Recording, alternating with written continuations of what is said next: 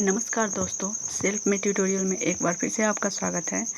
आज के lecture series में मैं फिर से नेट जेआरएफ 2020 का जो सीरीज चल रहा है सल्तनत कालीन स्थापत्य कला, उसी सीरीज को आगे बढ़ाते हुए आज के लेक्चर सीरीज में देखेंगे तुगलक कालीन स्थापत्य कला।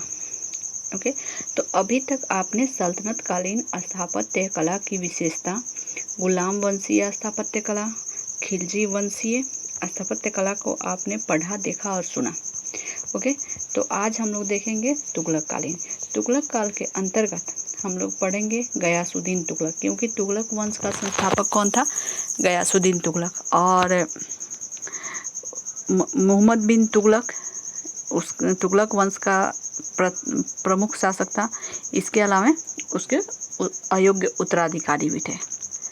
तो चलिए आज के लेक्चर सीरीज को आगे बढ़ाते हुए हम बात करेंगे तुगलक कालीन स्थापत्य कला के बारे में।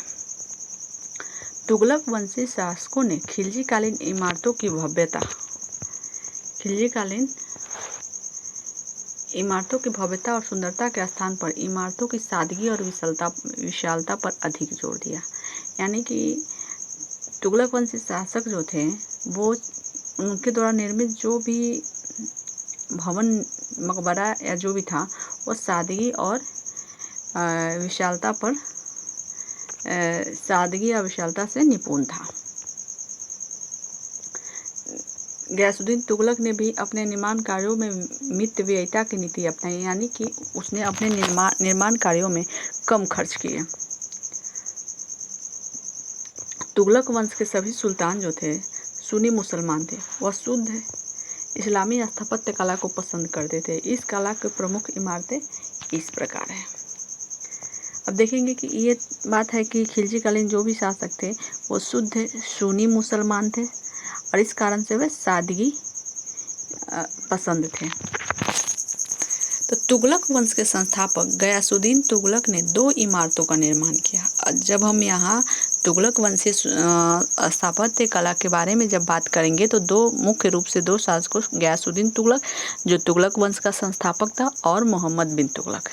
तो गयासुद्दीन तुगलक ने अपने निर्माण कार्यों में मुख्य 2 इमारतों का निर्माण कराया। एक तुगलकाबाद का नगर और दूसरा उसका अपना मकबरा। तुगलकाबाद का नगर और एक किसका? गयासुद्दीन तुगलक का मकबरा गयासुद्दीन तुगलक ने खुद बनवाया था। इस बात में आप कंफ्यूज ना होइएगा कि हो सकता है मकबरा का मतलब होता है कि जब कोई सुल्तान या शासक मरता है तो उसके ऊपर जो स्मारक बनाया जाता है तो उसी को कहा जाता है मकबरा। ओके, तो गयासुद्दीन तुगलक ने अपना मकबरा पहले से ही बनवा कर रख दिया।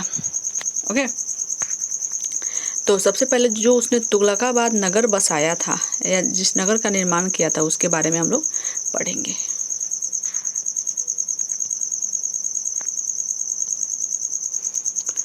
तुगलकाबाद का नगर। गयासुद्दीन तुगलक ने दिल्ली के समीप स्थित पहाड़ियों पर तुगलकाबाद नामक एक नया नगर स्थापित किया। दिल्ली के समीप स्थित पहाड़ियों पर आज भी अगर दिल्ली में जाइएगा तो तुगलकाबाद नामक एक जगह है जहाँ पे आप तुगलक वंश द्वारा स्थापित निर्माण कार्यों के अवशेषों को देख सकते हैं। रोमन शैली में निर्मित इस नगर में एक दुर्ग का निर्माण भी हुआ है। इस दुर्ग की 56 कोट के नाम से भी जाना जाता है। दुर्ग की दीवारें मिस्र के पिरामिड की तरह अंदर की ओर झुकी हुई है। उसकी नींव गहरी और दीवारें मोटी है। यानी इसमें जो भी मेन टॉपिक बनता है मैं आपको बताऊंगी कि मेन टॉपिक क्या है जो आप नेट के एग्ज़ाम के लिए अच्छे से कंप्लीट कर सकते हैं। अगर कोई व्यक्ति नोट्स बनाना चाहता है ऑनर्स पेपर के लिए तो आप तो इसे पूरे नोट्स को ही लिख सकते हैं। ये पूरा नोट्स ही इम्पोर्टेंट है, लेकिन ऑब्जेक्टिव जो तैयार करते हैं तो उनके लिए मैं यही कहूँगी कि आप कह सकते हैं कि तुगलकाबाद नगर बसाया, रोमन शैली में निर्मित है। रोमन शैली में एक दुर्ग का निर्माण भी हुआ है इस तुगलकाबाद नगर में। और इसके साथ इस जो रोमन शैली में जो दुर्ग का निर्माण हुआ है उस दुर्ग को 56 कोट के नाम से भी जाना जाता है, क्योंकि हमेशा क्वेश्चन पूछता है कि 56 कोट का जो दुर्ग का है, 56 कोट का दुर्ग किसने बनवाया था? तो आप कह सकते हैं गयासुद्दीन तुगलक ने, और तुगलकाबाद में यह बना है। अभी थोड़ा सा कन्फ्यूजन है कि गयासुद्दीन तुगलक ने छप्पन कोट बनाया या मोहम्मद बिन तुगलक ने, लेकिन यह तो श्योर है कि ये बना था तुगलकाबाद में। अब इसकी विशेषताएं क्या है, किस स्टाइल में बने होते थे ये मकान। दूर की दीवारें मिस्र के पिरामिड की तरह, मिस्र की पिरामिड आप जानते हैं कैसे होता है, उसी की तरह अंदर की ओर झुकी हुई और इसकी नींव गहरी तथा दीवारें मोटी है। किले के अंदर निर्मित सुल्तान के राजमहल के विषय में इब्न बतूता ने कहा है, फिर नोट कर लीजिएगा कि तुगलकाबाद के सुल्तान के राजमहल के अंदर जो राजमहल है उसके विषय में इब्न बतूता ने क्या कहा कि ताजमहल सूरज के प्रकाश में इतना चमकता है कि कोई भी व्यक्ति उसे टकटकी बांधकर नहीं देख सकता। तुगलकाबाद नगर में प्रवेश के लिए लगभग 52 द्वार बनाए गए थे। तुगलकाबाद नगर में प्रवेश के लिए कितने द्वार बनाए गए थे, 52 द्वार बनाए गए थे। राजमहल के निर्माण में टाइलों का प्रयोग किया गया था, यानी संगमरमर जो होता है, संगमरमर का प्रयोग राजमहल के निर्माण में किया गया था। अब यहाँ हम देखते हैं कि सर जॉन मार्शल, मेरी एक बात नोट कर लीजिएगा क्योंकि हमेशा नेट में स्टेटमेंट बेस्ड क्वेश्चन पूछे जाते हैं, कथन पर आधारित क्वेश्चन, जिसमें ये भी पूछ सकता है कि निम्न इतिहासकार ने तुगलकाबाद के संबंध में उनके कथन क्या थे, या ये कथन किसके संबंध में किस इतिहासकार ने दिए हैं। तो देखते हैं कि जॉन मार्शल ने तुगलकाबाद के संबंध में क्या कहा है। मार्शल ने कहा है कि इसकी सुदृढ़ता की व्यवस्था धोखा है क्योंकि इसका निर्माण निम्न कोटि का है। संभवतः मंगोलों के आक्रमण के भय से इसका निर्माण इतनी शीघ्रता से किया गया कि इसमें विशिष्ट शैली तथा कला का सर्वत्र अभाव दिखता है। यानी कि जॉन मार्शल ने तुगलकाबाद में बने महलों की व्यवस्था को खोखला बताया है। एक शब्दों में मैंने ये बात कही आपसे। ओके, अपनी लेक्चर को आगे बढ़ाते हैं।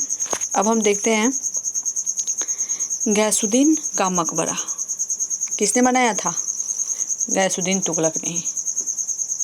ये गयासुद्दीन का मकबरा जो है वो पंचभुजीय एक छोटी सी गड्ढी जैसा है। पंचभुजीय कैसा हो सकता है, मान लीजिए कि पंचभुजीय छोटी सी गड्ढी,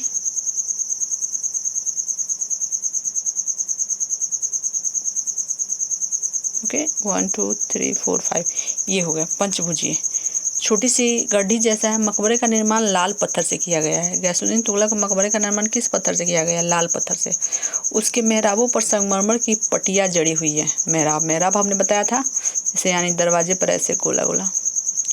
कृत्रिम झील के अंदर निर्मित इस मकबरे की दीवारें चौड़ी और मिस्र के पिरामिड की तरह भीतर की ओर झुकी हुई है। यानी कि ये कृत्रिम झील पर निर्मित है। क्या, गयासुद्दीन का मकबरा। मकबरा चतुर्भुज के आकार के आधार पर स्थित है। मकबरे की ऊंचाई 81 फुट है। मकबरे के ऊपर संगमरमर का सुंदर गुंबद बना है। गुंबद की छत पर कोढ़ाई डाटों पर आधारित है। मकबरे में आमलक कलश का प्रयोग हिंदू मंदिरों की शैली से किया गया है। लाल पत्थर से निर्मित इस मकबरे के चारों ओर मजबूत मीनार का निर्माण किया गया है।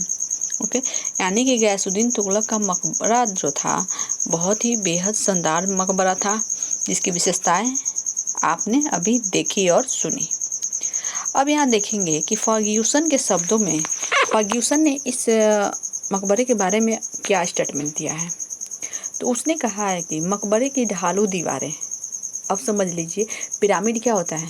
पिरामिड एक आप जानते हैं कि ऊपर तिकोना की तरफ उठा हुआ रहता है, लेकिन यहाँ की जो दीवारें होती थी तो अंदर की तरफ झुकी हुई रहती थी। तो इससे आप अंदाज लगा सकते हैं कि वो क्या स्टाइल, किस स्टाइल में दिखता होगा।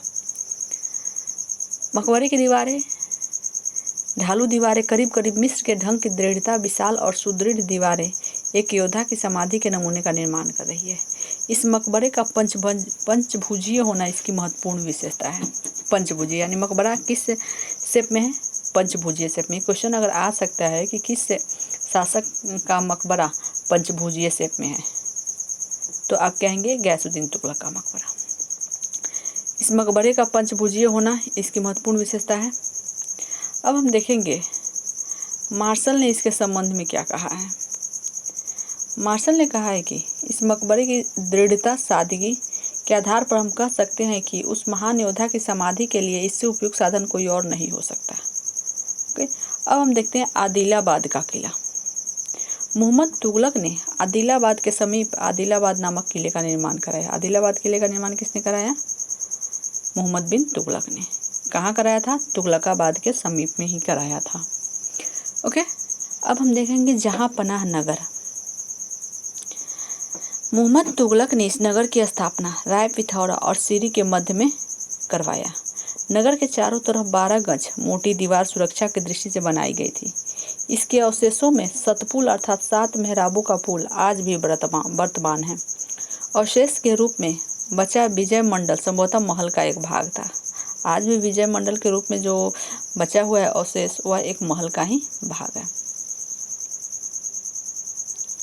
ये सुरक्षा के दृष्टिकोण से था। इसकी दीवारें बहुत मोटी होती थी। इसके अवशेषों में सतपुल 7 मेहराबों का पुल आज भी वर्तमान है। अब देखते हैं यहाँ कि पर्सी ब्राउन ने इस निर्माण कार्य के विषय में क्या कहा है।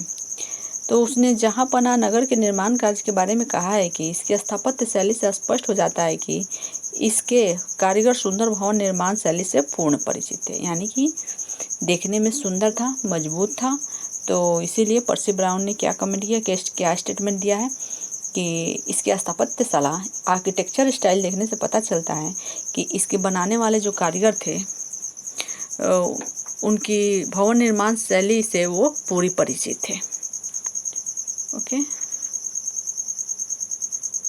अब हम देखेंगे तुगलकाबाद के बाद पर्सी ब्राउन ने तुगलकाबाद में भी कुछ इमारतों का निर्माण किया गया था। ये इमारतें मामूली सामग्री से बनाई गई थी। तुगलकाबाद में कुछ इमारतों का निर्माण कराया गया और ये मामूली सामग्री से बनाई गई थी। सतपल्ला बांध और बिजली महल मोहम्मद बिन तुगलक के समय की 2 महत्वपूर्ण कलाकृतियाँ थी, सतपल्ला बांध और बिजली महल। ओके, 12 खंबा धर्मनिरपेक्ष इमारतों में तुगलक कालीन सामंत निवास के लिए बनी इस इमारत का विशिष्ट स्थान है। इस इमारत की महत्वपूर्ण विशेषता सुरक्षा तथा गुप्त निवास है। ओके, तो ये रहा आपका तुगलक कालीन स्थापत्य कला, जिसमें हमने गयासुद्दीन तुगलक और फिरोज शाह तुगलक के प्रमुख वास्तुकला या ये कहे कि कुछ आर्किटेक्चर के बारे में हमने आर्किटेक्चर आर्ट के बारे में हमने पढ़ा और देखा। नेक्स्ट वीडियो में हम लोग देखेंगे फिरोज शाह तुगलक के स्थापत्य कला के बारे में, यानी कि अभी हमने किस कला के बारे में देखा? तुगलक वंश के गयासुद्दीन तुगलक और मोहम्मद बिन तुगलक। नेक्स्ट वीडियो में देखेंगे फिरोज शाह तुगलक के बारे में। ओके, और एक बात मैं और कहूँगी कि अभी तक हमने प्रीवियस ईयर नीट जेआरएफ की क्वेश्चन पेपर 2006 से 2011 तक प्राचीन इतिहास के अपलोड कर चुके हैं। आगे भी इसके संबंध में वीडियो अपलोड किया जाएगा और कल से जो मध्यकालीन हिस्ट्री के जो क्वेश्चन पेपर बाकी रह गए हैं 2006 और 2011 तक, उसके वीडियो बहुत जल्द अपलोड कर दिए जाएंगे। आप चैनल पे बने रहें। अगर वीडियो आपको पसंद आए, वीडियो को लाइक करें, शेयर करें और चैनल को सब्सक्राइब कर लें। ओके, धन्यवाद। आपने इतना साथ दिया, इतना अपना कीमती समय दिया, इसके लिए आपको बहुत बहुत धन्यवाद।